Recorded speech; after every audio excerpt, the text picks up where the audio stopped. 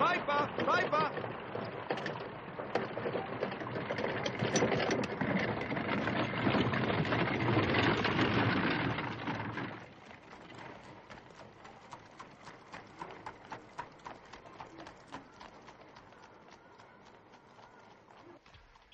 Finished. Oh.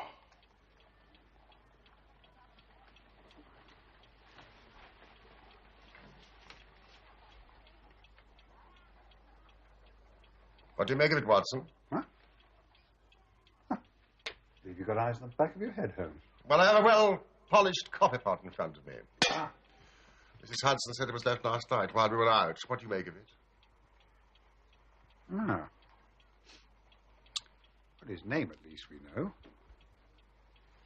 I think Dr. Mortimer is a successful, elderly medical man. Well esteemed, since those who know him gave him this mark of their appreciation.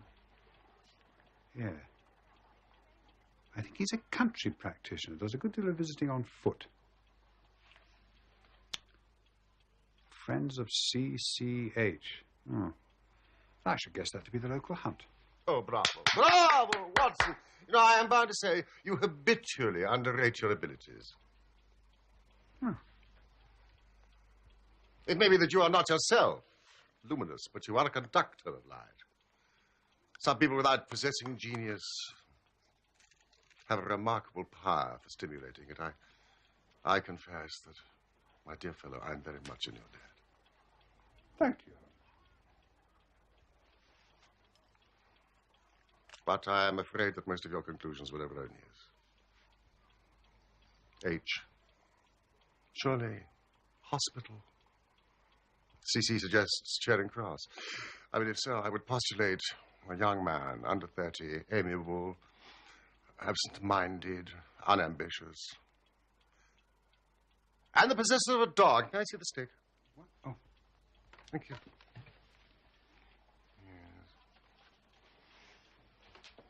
Yes. Larger than a terrier. Smaller than a mastiff.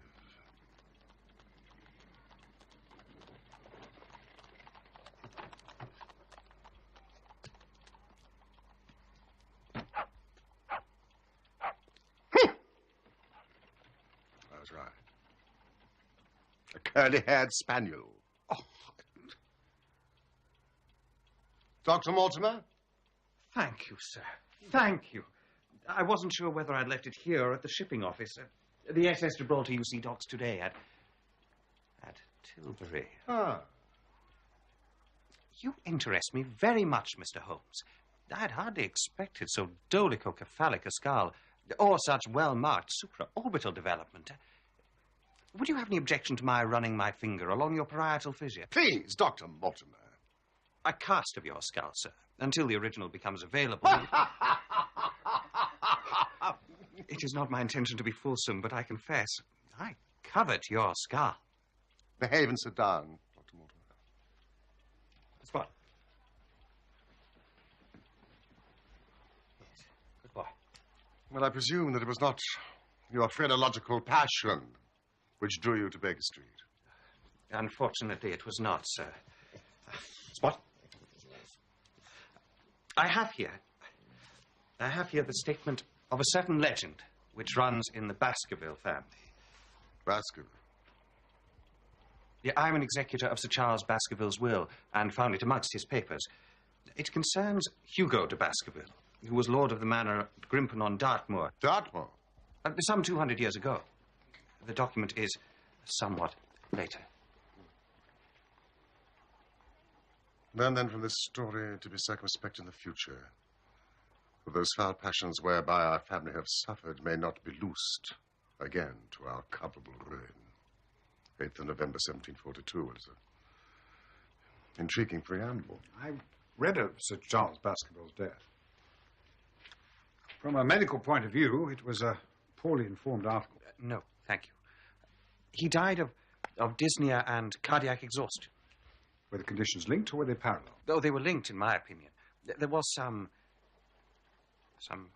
facial distortion. Caused by the cardiac pain, presumably. Yes. You sound doubtful. It was not merely facial distortion. Well, in the year 1692, Hugo de Baskerville abducted a young girl.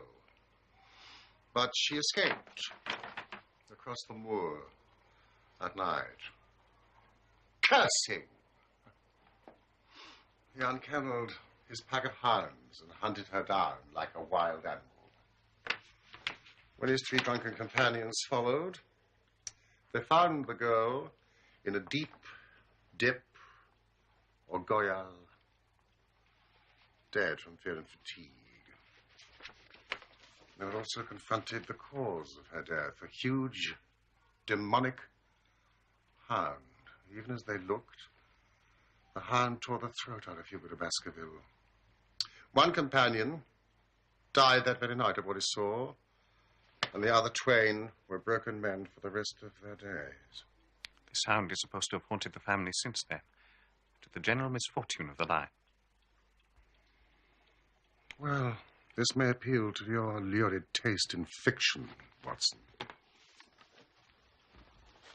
It's a fairy tale, sir. Well, of course, Mr. Holmes. But fairy tales would not survive without a kernel of truth, huh? On the night Sir Charles died, I arrived at Baskerville Hall at first light.